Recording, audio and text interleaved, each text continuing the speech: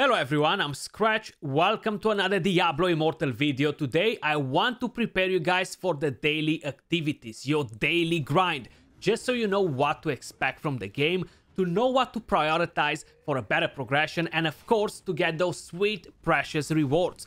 If you enjoy the content, consider subscribing, click on that bell, turn on all notifications to make sure you won't be missing any of the future content. Plus, I want to make a quick announcement, guys.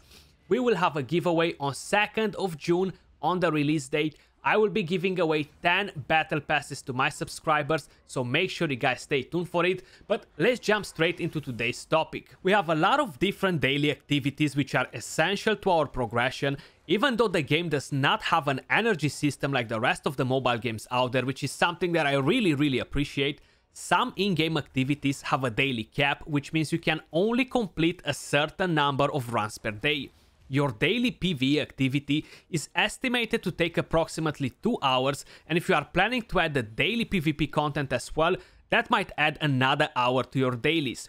Of course, all this will depend on your experience, playstyle and level of commitment. If you are a casual player and just want to slay monsters every now and then, you don't have to complete everything daily, but that is up to you guys to decide. What I really love is that some daily activities and the bounties, they stack up to 3 days, so if you can log in for some reason, you will be able to catch up. Now, of course, on top of the dailies, depending on how hardcore you are playing the game, you might want to spend a few extra hours on farming loot to improve your character so you can take it to the next level. I want to give a big shout out to the Maxroll team for putting this article together. Let's start with the first skill of the day and the free daily reward. Basically, you can complete this once per day, guys. It can give you amazing rewards, okay? So you gotta make sure you're not skipping this one, since it's only taking you around a minute to complete.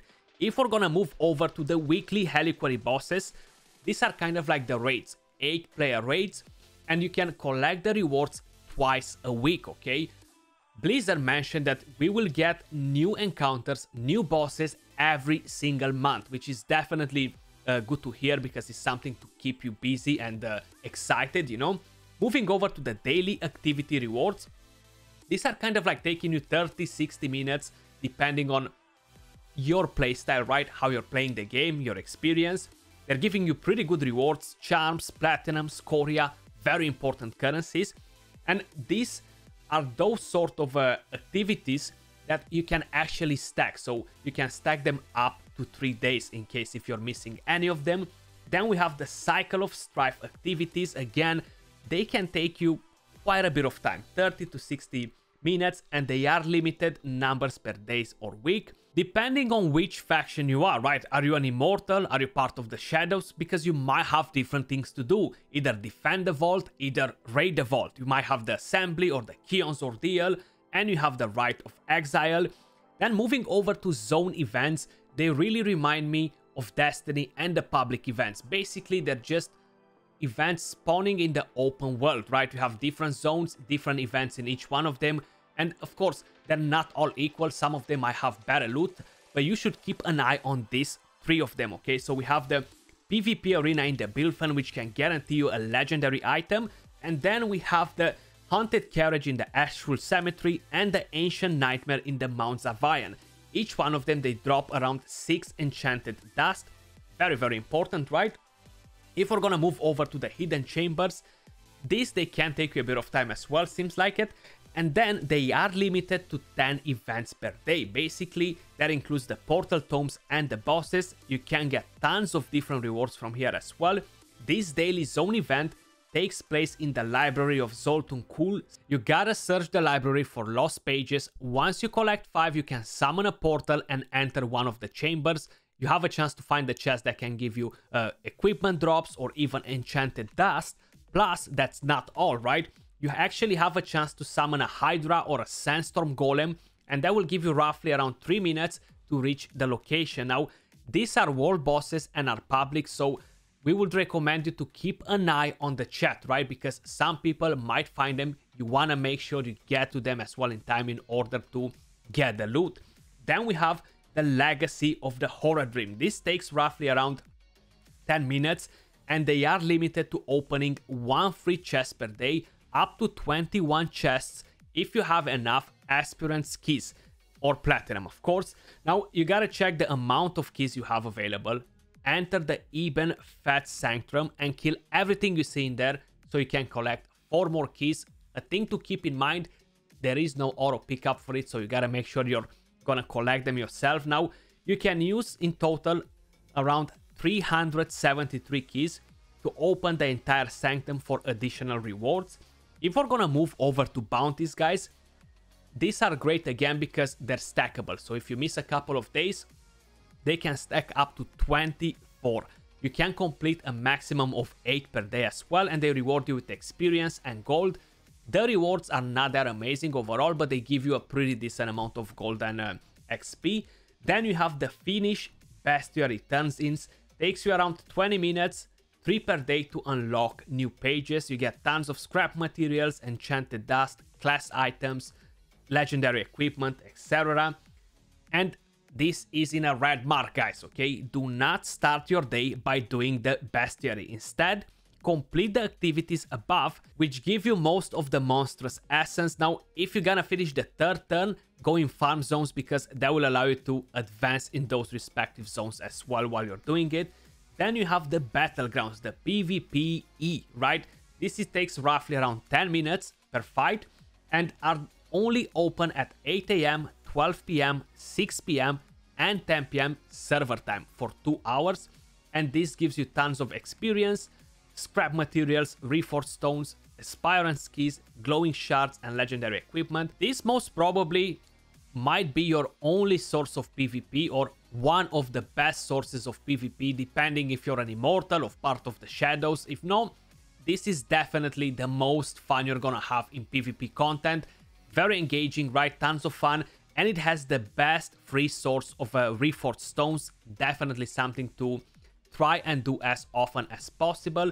Moving over to the Crested Elder Reefs, they're not taking you a very long time to complete whatsoever, but it comes in play the pay-to-win aspect. The legendary crests, which are extremely rare to collect, and they have a pretty low chance at dropping you a 5-star legendary gem, but if you are dropping one of those, it can be game-changing for your account. So you can use rare crests or legendary crests. If you're using the rare crests, they give you a 10% chance to get a legendary gem, only 1-star or 2-star, while the legendary crest guarantees you a drop, right? A legendary gem. If we're moving over to dungeons, takes you roughly around 5 minutes per dungeon, only by campaign progression. And that's where you're gonna get your set items. Very important because they're gonna give you a pretty good bonus stat, and from what I understood, they weren't as important in the alpha and beta because the bonus was not that great, but that's something that's gonna improve with the release of the game. We have multiple dungeons to farm, guys, and pretty much every single one of them gives you different sets. Some of them, they might give you better loot, better XP, so you might want to consider in farming the one that improves your character the most, right? Kind of like check the meta and all that. Then we have the layer hunting, which takes roughly around 3 minutes per layer, and they're not that hard to find. These are kind of like a good way to get the normal gems, which increases the important stats like damage and life. You're gonna use the normal gems on the set items, right, that you're gonna get from dungeons. So you gotta make sure you're pretty much farming all of these because they are pretty important. Then we have the new challenge rifts level. They roughly take around 15 minutes. They're not limited per day, but they're more kind of like limited by your own progress, by your offense and defense rating, which is the most important stat in the entire game because it allows you to beat harder difficulties. These, they can give you tons of different rewards, including legendary equipment. Now, clearing one of these challenge rifts levels gives you the rewards and moves you up in the leaderboards so you can gain extra rewards, extra goodies basically. And they recommend that this should not be part of your daily routine unless you have a quest specifically for it. And one thing to keep in mind, when you're getting warning that the boss is too powerful, that means that you should stop there because you won't be able to complete it anyway. You're just not powerful enough, and you should be working more on your ORD/RD stats. And each one of them gives you rewards, so don't skip any of them, guys. But basically, these are kind of like your main dailies that you will find in the game. Prioritize the gated activities that don't have the catch-up mechanic, so don't worry so much about bounties and the other daily activities that can stack, you know. The Cycle of Strife is recommended as the most important and valuable in the game and should be completed every day or as often as possible. But that's pretty much what you can expect, guys, from your dailies. Is a pretty long grind, 2-3 hours depending on your experience as well. And if you're gonna be a hardcore player, probably you're gonna play 5, 6, 7, 8 hours a day grinding dungeons, improving your gear, smashing that open world, right? But that was all for this video, guys. Much love. If you enjoyed the content, don't forget to smash that like button, subscribe, and I'll catch you all soon in the next one. Peace.